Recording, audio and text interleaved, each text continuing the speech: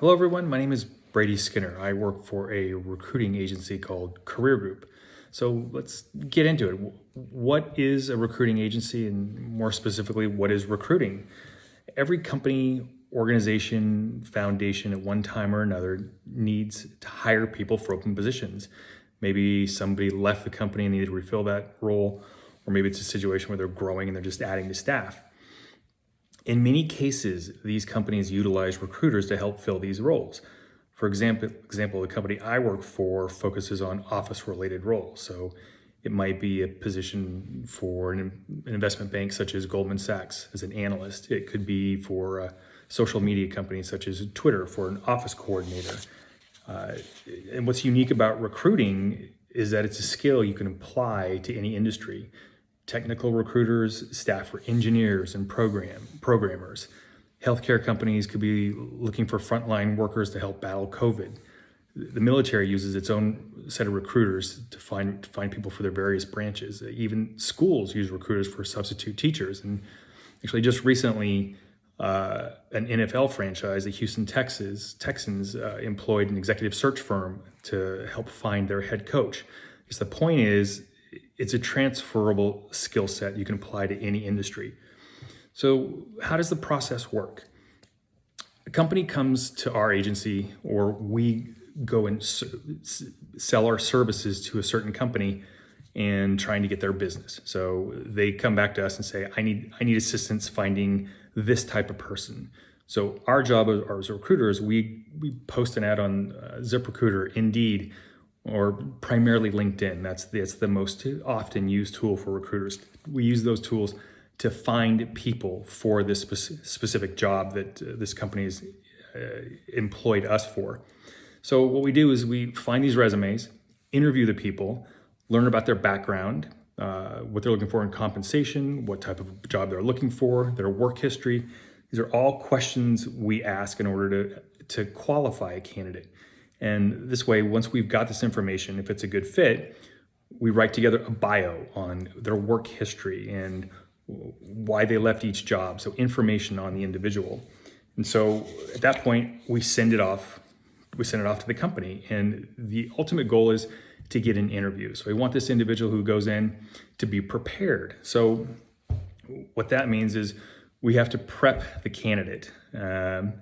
Telling them informing what kind of questions will be asked of them, what the company needs to hear, highlight certain aspects of your resume, essentially even what to wear. So we're making sure the individual is prepared for the interview. That leads to a very successful interview and hopefully a job offer. So let's say the interview goes well, company calls me back, or I call the candidate and ask them how the interview went. They give me feedback. I go back to the client and tell them the candidate felt the interview went well, they were interested in the role, and hopefully then offers given. So at that point, person starts the company and we're checking in with them. We're making sure things are going well and we're making sure the candidate's happy. So you're managing this process from A to Z. Now, what happens after that? We have to continue getting new business. So part of this role is business development and sales. So recruiting isn't simply just about placing people, and you have to go out and find new clients. And to me, this is the most challenging and rewarding part of the job. There's no better feeling to get a new client, finding them the right person, and making sure that making sure everything's a fit. So the unique part is you get to work on any type of role, and you can try and go after any type of client you want. So in a nutshell, that's essentially the basic aspects, higher level view of recruiting. So next up, what I want to do is try and give you some practical advice about searching for a job. One is your resume. So by the time you finish high school, you should have your resume put together because you never know when the opportunity might present itself.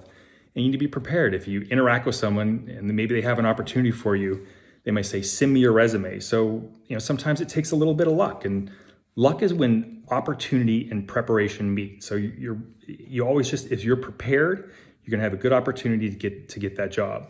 So your resume should consist of 4 basic elements. So your contact information is the first one. So you want your name, your phone number, your email address, and a LinkedIn profile. Now, don't put your full address down. You're sending your resume to strangers, so they don't need to know where you live. You can add the city you live in, but not your physical address. And If you don't have a LinkedIn profile, make one. It's very simple. You list your education, enter your work experience, put up a professional picture, and keep it professional. It's a business networking site. It's not Instagram. And as for your email, no unusual email addresses. Just keep it simple. Less is more. Just your name at Gmail, whatever it might be. So the next aspect of the resume is your work history. So I realize that many of you may not have a formal work history to put down your resume, but be creative. Have you ever volunteered somewhere? Have you been a babysitter? Or did you develop your own website? Even a pet sitter or tutored other kids? There's so many things that you may have done you haven't thought about, but those are things you can put on your resume. I know that as for volunteering, I know that local high schools offer class credit for volunteering for community and school related functions. And aside from class credit, volunteering is something everyone should do. It's rewarding. It's giving back to your community, and it feels good. I mean, I volunteer for the city of Pleasanton, and I think it's a good way to network, learn something new, and meet new people. So when you're describing your work history, you're going to put down 4 or 5 bullet points. You're basically saying what you did throughout the day. That's a third piece of it. And that's the most important piece of it. So you want to be able to talk about what you've done or have what you've done over the course of these various jobs you've had. Lastly is your skill set. So these are hard skills such as like technical skills, Microsoft Office, Google Suite, or any other databases you may have used at one time or another. There's one other piece that's optional, but I like it. It's interests or hobbies. And this is a way for a company to see insight as to who you are. So it could be reading or knitting, working on cars. Whatever you like, it's something that shows your uniqueness to an employer. And then I also want to touch on interviewing. So let's say you do actually get an interview.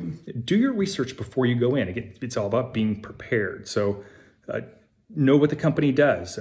Know who some of the senior executives are, or the owners of the company, and research the person you're interviewing with.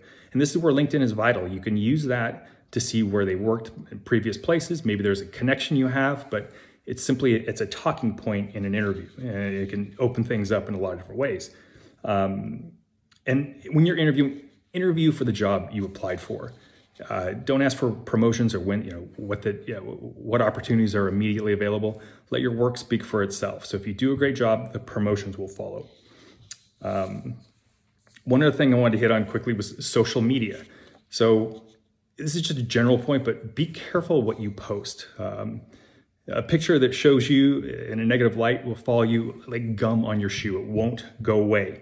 What you think is funny or amusing at 16 or 17 or 18 isn't so appealing to an employer when you're 24. So multiple times I've had clients rescind an offer after reviewing somebody's social media posts. So you got to be careful about that. So just be mindful of what you're putting online. And another thing, don't be too concerned if you're out of high school, out of college, and you're not exactly certain what you want to be doing. Life is long. It's a marathon, and if you just be prepared and do good work and put yourself in a position to be successful, you eventually will. I kind of muddled through a couple years after college. I wasn't sure what I wanted to do, and I stumbled into recruiting. And sometimes things just find you, but if you're not prepared, it's truly an uphill battle. So there's no doubt we live in a competitive world, but find a way to separate yourselves from others and don't give up.